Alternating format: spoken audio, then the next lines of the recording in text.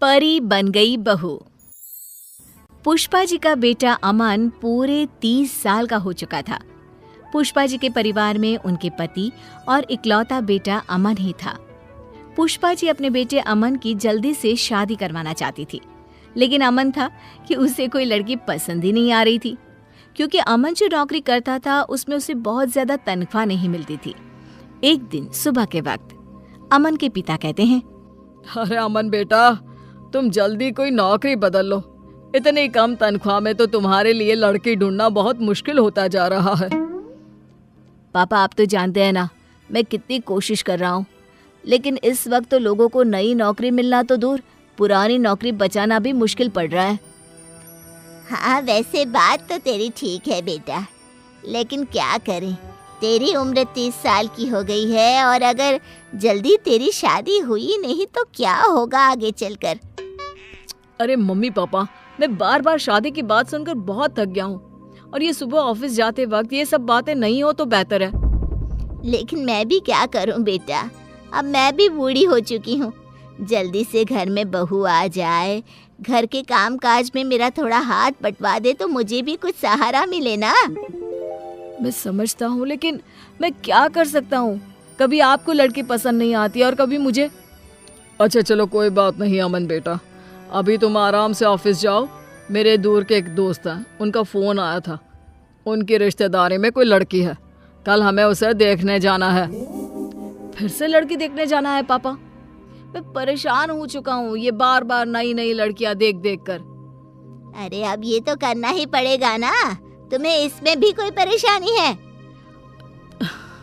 नहीं माँ, कोई परेशानी नहीं है। ठीक है, मैं कल आपके साथ लड़की देखने चलूँगा। अमन परेशान होकर अपने ऑफिस चला जाता है और अगले दिन अमन और उसके मम्मी पापा लड़की देखने के लिए लड़की वालों के घर जाते हैं। लड़की की माँ कहती है, ये हमारी बेटी है सुधा, बहुत संस्कारी है हमारी बच्ची। जी हाँ, आपकी बेटी तो दिखने में भी काफी अच्छी लग रही है। भाई मुझे तो ये बहुत पसंद है। अब आपको भी हमारा बेटा पसंद हो तो आप भी बता दीजिए। देखिए बहन जी, दिखने में तो आपका बेटा भी काफ़ी अच्छा दिखता है, बस अब यही जानना बाकी रह गया है कि आपका बेटा कमाता क्या है। मेरी तनख्वाह 20,000 है। हो सकता है आने वाले टाइम में मुझे कोई अच्छी नौकरी मिल जाए और तनख्वाह और बढ़ जाए। जी हाँ, मेरा बेटा पूरी कोशिश कर रहा है और बहुत जल्दी उसको अच्छी नौकरी भी मिल जाएगी। लेकिन इस बात की कोई गारंटी थोड़ी ना है, शादी के बाद भी अगर आपके बेटे को अच्छी नौकरी नहीं मिली तो। हाँ जी, आप बिल्कुल ठीक कह रहे हैं। और वैसे भी 20,000 में आजकल होता ही क्या है। माफ कीजिएगा भाई साहब, हमें ये रिश्ता मंजूर नहीं। देखा माँ, मैंने आपसे पहले ही कहा था, जहाँ आपको लड़की पसंद आ जाती है वहाँ पर मेरी कम तनख्वाह के चलते कोई शादी करने को तैयार नहीं होता। ये सारी बातें हम घर चलकर भी तो कर सकते हैं। अमन, गुस्सा करने का कोई फायदा नहीं। अमन अपने परिवार के साथ वापस घर लौट आता है। कुछ दिनों के बाद पुष्पा जी एक नया रिश्ता लेकर अमन के पास जाती हैं। अमन बेटा, देखो मेरी सहेली की बेटी है, इसका रिश्ता आया है तुम्हारे लिए। ये लोग कल ही हमारे घर आ रहे हैं। ओहो, फिर से लड़की देखनी पड़ेगी क्या? एक आखिरी बार, और मुझे लग रहा है कि इस बार तुम्हारा रिश्ता जरूर हो जाएगा। अगले दिन पुष्पा जी की सहेली अपनी बेटी को लेकर उनके घर आती है और दोनों परिवारों में आपस में बातचीत होती है। देखो, मैं पहले ही तुम्हें बता देती हूँ कि मेरे बेटे की तनख्वाह बहुत ज्यादा नहीं है, लेकिन इसमें कोई बुरी आदत नहीं है। मेरा बेटा बहुत संस्कारी है। अरे बहन जी, क्या फर्क पड़ता है अगर आपका बेटा 20,000 रुपए कमाता है। लड़का भाई अच्छा होना चाहिए, पैसों का क्या है, वो तो बाद में भी कमा लेगा।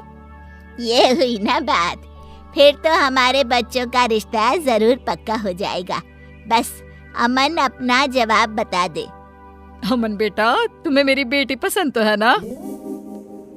क्या मैं इस बात का जवाब 1-2 दिन में दे सकता हूँ? मेरा मतलब अभी मैं कुछ डिसाइड नहीं कर पा रहा हूँ। इतनी जल्दी कुछ भी कहना मेरे लिए मुश्किल है। पुष्पा जी की सहेली अपनी बेटी के साथ अपने घर वापस लौट जाती है। उनके जाने के बाद अमन नाराज होते हुए अपनी माँ से कहता है, क्या माँ, आपने देखा वो लड़की दिखने में बिल्कुल खूबसूरत नहीं है, मुझे नहीं करनी उससे शादी। तुम्हारी बात तो ठीक है बेटा, लेकिन अब हमारे सामने कोई चारा भी नहीं है। उस लड़की को तुम्हारी कम तनख्वाह से कोई फर्क नहीं पड़ता। मेरे हिसाब से तो ये बहुत अच्छा रिश्ता है। लेकिन अमन पुष्पा जी की सहेली की बेटी के साथ शादी करने को तैयार ही नहीं होता। फिर से वही बात हो गई। कभी लड़की सुंदर नहीं मिलती, और अगर लड़की सुंदर मिलती है तो तुम्हारी तनख्वाह की वजह से रिश्ता नहीं हो पाता। अमन अपने मम्मी पापा की बातों से परेशान होकर घर से बाहर निकल जाता है। रात बहुत हो चुकी थी। अमन बहुत परेशान था। वो एक पार्क में जाकर बैठ जाता है। तभी पार्क में पीछे झाड़ियों से किसी के रोने की आवाज उसे सुनाई देती है। कौन है? कौन वहां रो रहा है? मैं हूँ, इन पेड़ों के पीछे। अरे लेकिन तुम कौन और पेड़ों के पीछे क्या कर रही हो? तुम तो दिखने में किसी परी की तरह लग रही हो। मैं परी ही हूँ, मेरा नाम परी है। अरे तुम्हारा नाम क्या? तुम तो बिल्कुल परियों की तरह खूबसूरत हो। लेकिन तुम इस तरह रो क्यों रही हो? और इतनी रात को पार्क में अकेले क्यों बैठी हो? मेरा इस दुनिया में कोई नहीं है, मैं एकदम अकेली हूँ। मेरे माँ बाप दोनों का निधन हो चुका है। कुछ गलत लोगों ने मेरा पीछा करने की कोशिश की तो मैं यहाँ आकर छुप गई। अरे लेकिन तुम यहाँ कब तक छुपी रहोगी? तुम यहाँ पर सेफ नहीं हो। तो क्या करूँ, कहाँ जाऊँ, मेरे खुद समझ में नहीं आ रहा।